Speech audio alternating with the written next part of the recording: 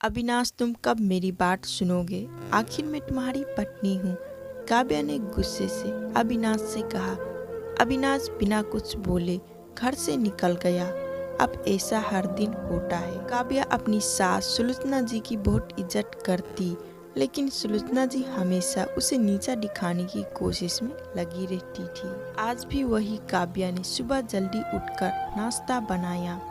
अविनाश को सूजी का हलवा बहुत पसंद था, इसलिए उसने नाश्ते के साथ हलवा भी बनाकर सभी को परोस दिया। उसके ससुर रमेश जी ने सुलोचना जी को डांटते हुए कहा, ये क्या फिजूल के खर्चे हैं, सुबह सुबह देसी घी का हलवा। सुलोचना जी ने काव्या को डांटते हुए पूछा, क्यों बहू, ये देसी घी क्या तेरे मायके से आया है? माँ जी, वो इन्हें हलवा बहुत पसंद है, इसलिए थोड़ा सा बनाया है। ये कहकर काव्या ने अविनाश की तरफ देख रही थी।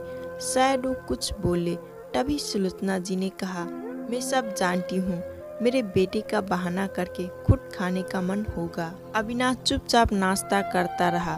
काव्या की आंखों से आंसू छलक गए।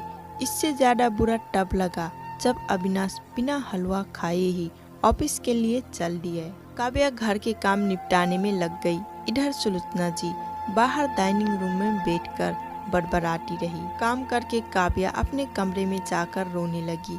कितने नाजुक से पाला था उसे उसके पापा ने। उसे आज भी याद है, एक बार उसने गाजर के हलवा बनाने के लिए कहा था, लेकिन माँ ने सूजी का हलवा बना दिया था।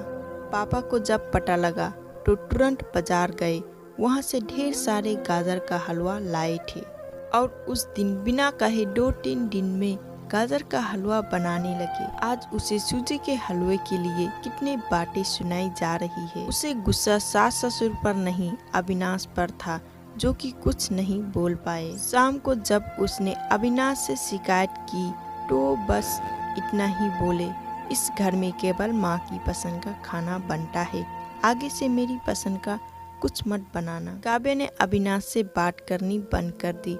आखिर क्या कसूर था काव्या का? यही कि वो अविनाश से बहुत प्यार करती है। इसी तरह कुछ दिन बीत गए। एक दिन काव्या ने सुलोचना जी से कहा, माँ जी, मैं अपने घर जाना चाहती हूँ कुछ दिन के लिए, अगर आप कहे तो आज ही चली जाऊँ। कई दिन पहले माँ का फोन आया था, कह रही थी पापा की तबीयत ठीक नहीं है। सुलोचना जी वहाँ जब भी जाती है 1 हफ्ते से वापस नहीं आती। घर का काम कौन करेगा? तेरे ससुर और मेरा बेटा शाम को थका हारा घर आएंगे, यहाँ उन्हें खाना भी नसीब नहीं होगा। सिर्फ चक्कर आ रहे हैं, मैं खाना नहीं बना सकती। जाना है तो 1 दिन के लिए चली जा। काव्या मन बनाकर 1 दिन के लिए बिहार पहुँच जाती है। वहाँ पहुँचकर उसे और भी आश्चर्य होता है। भाभी मम्मी पापा कहाँ गए? काव्या ने घबराकर पूछा। उन दोनों के बिना घर में मन कहाँ लगता है, तीर्थ यात्रा पर गए हैं, न जाने कब आएंगे। वैसे तुम कितने दिनों के लिए आई हो? क्योंकि मुझे भी अपने बिहार जाना है। संगीता भाभी का यह व्यवहार देखकर काव्या चौंक गई।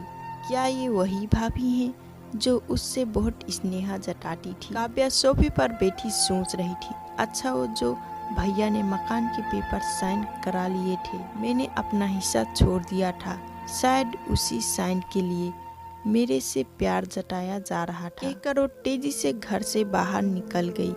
पीछे से गेट बंद होने की आवाज से वो समझ गई कि उसके जाने से भाभी को कोई खास फर्क नहीं पड़ा। भरी कदमों से चलते हुए वो मंदिर पहुंच गई, क्योंकि शाम से पहले यदि ससुराल जाती तो सुलोचना जी उससे कई सवाल करती। मंदिर जाकर उसने भगवान के दर्शन किए, बस ना कुछ मांगा ना कुछ बोला। भगवान के चरणों से सिर नवाकर वो बाहर आकर बैठ गई। तभी सामने के पेड़ के नीचे उसे अपने माता पिता बैठे दिखाई दिए। काव्या भागकर उनके पास पहुंची। काव्या को देखकर उसकी माँ रोने लगी। बेटी तू यहाँ कैसे? पापा ने पूछा। ओ छोड़िए, ये बताइए आप यहाँ कैसे? आप तो तीर्थ यात्रा पर गए थे। काव्या के सबर का बांधा टूट गया। उसकी आंखों से आंसू बह रहे थे। बेटी, तेरी भाभी ने तुझे झूठ बोला है। बिजनेस में पैसा लगाने के लिए तेरे भैया ने मकान अपने नाम कर लिया। मकान के कागजात गिरवी रखकर साहूकार से कर्ज लिया। उसके बाद हम बोझ बन गए हमें घर से निकाल दिया। पापा अब क्या होगा? काव्या ने रोते हुए पूछा। बेटी तू चिंता मत कर, हम कहीं वृद्ध आश्रम चले जाएंगे। तू अपनी ससुराल जा, वहाँ किसी को यह मत बताना। अपने माँ बाप को इस हाल में देखकर वो उन्हें अपने साथ ले जाना चाहती थी, लेकिन जहाँ उसकी कदर नहीं है वहाँ माँ बाप की क्या इज्जत होती। भरी मन से काव्या ससुराल की ओर चल दी। आज उसे अपने लड़की होने पर अफसोस हो रहा है। काश वो अपने माता पिता के लिए कुछ कर पाती। घर आकर उसने बहुत मुश्किल से घर का काम निपटाया। उसके बाद अपने कमरे में जाकर गुमसुम बैठ गई। उसकी आंखों से आंसू बह रहे थे। अविनाश अपने ऑफिस के काम में लगे हुए थे। जब सोने आए तो काव्या से पूछा, बेटे क्या बात है, आज फिर माँ की कोई बात बुरी लग गई जो आंसू बह रही है? काव्या अपने आप को रोक नहीं पाई और उसने रो रो कर सारी बात अविनाश को बता दी। क्या माँ पिताजी को यहाँ ले आए? इस उम्र में कहाँ जाएंगे? अविनाश ने कोई जवाब नहीं दिया और करवट लेकर सो गए। इस बात से काव्या को बहुत गुस्सा आया। आज से मैं भी इनके माँ बाप की सेवा नहीं करूँगी, देखती हूँ कौन इनकी सेवा करेगा। रोते रोते काव्या सो गई। 2-3 दिन बीत जाने पर उसकी चिंता बढ़ जाती है। एक दिन वो सब्जी लेने के बहाने उसी मंदिर में पहुंची, लेकिन उसके माता पिता वहाँ नहीं थे। पंडित जी यहाँ मेरे माता पिता उस पेड़ के नीचे बैठे थे, उनका कुछ पता है? तुम्हारा नाम काव्या है क्या? पंडित जी के मुंह से अपना नाम सुनकर काव्या ने पूछा। जी हाँ, लेकिन आपको कैसे पता? तुम्हारे माता पिता ने यह पता दिया था और कहा था अब यहाँ रहते हैं। काव्या ने पता देखा, वो वहाँ से कुछ दूर का था। काव्या ने मंदिर के बाहर निकलकर ऑटो रिक्शा किया और उसी पता पर पहुँच गई। दरवाजा खटखटाया तो एक लड़की निकलकर आई। यहाँ का पता मुझे पंडित जी ने दिया है। काव्या बोली, आप काव्या दीदी हो? अंदर आ जाओ। काव्या को कुछ समझ नहीं आया। वो अंदर गई तो देखा उसके माता पिता सोफे पर बैठे थे। काव्या उन्हें देखकर रोने लगी। बेटी अब क्यों रो रही है? तेरे कारण हमें यहाँ मकान मिल गया। काव्या आश्चर्य से उनका चेहरा देखने लगी। लेकिन माँ, आप यहाँ कैसे? और ये लड़की कौन है? तब उसकी माँ ने कहा, बेटी तुझे याद है तेरी शादी के बाद तेरी सास ने 40 लाख की डिमांड की थी। दामाद जी को बिजनेस खोलना था, इसीलिए तेरे पिता ने उनकी डिमांड पूरी कर दी थी, जिससे तू सुखी रहे। जब तू हमसे मिलकर गई उसके अगले दिन दामाद जी आए। उन्होंने तेरे पापा के पैसे लौटा दिए, क्योंकि उन्होंने कोई बिजनेस शुरू नहीं किया था।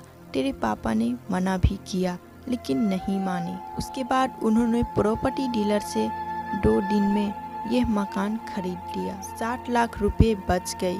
इससे उन्होंने ये लड़की नौकरी पर रख दी जो हमारी केयर करे। लेकिन माँ, उन्होंने मुझे तो कुछ नहीं बताया। काव्या की आंखों से आंसू बह रहे थे। वो रोते हुए वहाँ से अपने घर आ गई। घर आकर वो सोच रही थी, अविनाश ने कभी उसके लिए आवाज नहीं उठाई, लेकिन मेरे माता पिता के लिए इतना कर दिया जो कि कोई सगा बेटा भी नहीं कर सकता। रात को उसने अविनाश से पूछा, आपने ऐसा क्यों किया? अगर माँ जी को पता चल गया तो क्या होगा? अविनाश का जवाब सुनकर काव्या रोने लगी। अविनाश ने कहा, जैसे ही तुम्हारे लिए ये माता पिता हैं, वैसे ही मेरे लिए भी तो वो माता पिता हैं। मैंने पैसे लेते समय ही सोच लिया था कि एक दिन ब्याज के साथ सारे पैसे लौटा दूंगा, लेकिन जब बिजनेस शुरू नहीं हो पाया तो मैं इन पैसों को अपने पास रखकर सही समय आने का इंतजार कर रहा था। अगर मैं तुम्हारे माता पिता को अपने घर ले आता तो उनका आत्मविश्वास हर दिन उन्हें ढकढेरता। बेटी के घर रहना पसंद नहीं करते, अपमानित ना हो, इसलिए मैंने ये सब किया। अविनाश, मुझे माफ कर दो। आज तक मैं तुम्हें गलत समझती रही। तभी पीछे खड़ी सुलोचना जी बोली, बेटी वो पैसे हमने उधार लिया था, वो तुम्हारे पिता की अमानत थी। मैंने और अविनाश ने पहले ही फैसला किया था कि ब्याज के साथ तुम्हारे पैसे लौटा देंगे। चल अब सो जा, सुबह नाश्ता टाइम पर नहीं बना तो अच्छा नहीं होगा। उनकी बात सुनकर काव्या, अविनाश और सुलोचना जी जोर से हंसने लगे। तो दोस्तों, ये कहानी आपको कैसा लगा? अगर थोड़ा सा भी पसंद आया होगा तो एक लाइक तो बनता है, और इसे ही इंटरेस्टिंग कहानी के लिए चैनल को सब्सक्राइब जरूर करना। Thanks for watching.